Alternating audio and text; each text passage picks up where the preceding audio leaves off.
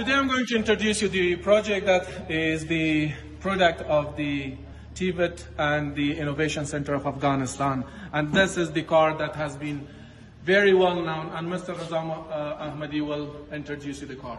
Thank you. My name is Mohammad Raza Ahmadi, and I'm CEO of the Entop Studio. We are working on this prototype for 5 years. After 5 years, we are here. During 2 weeks from now, we will complete this prototype, and we will apply for the Qatar exhibition in Doha City. And this is this is Tweet Minister of Afghanistan, and please.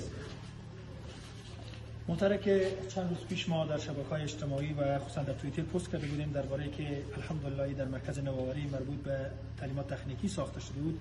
این موتور چنانچه که مشاهده می‌کنید چه کسی باور نمی‌کرد که این موتور در افغانستان ساخته باشه که لله الحمد با چشم سر مشاهده میشه که این موتور طراحی از او، دیزاین از او، قالب ریزی از او همه توسط انجینر صاحب احمدی ساخته شده. لله الحمد تا 12 روز دیگه این موتور تکمیل میشه.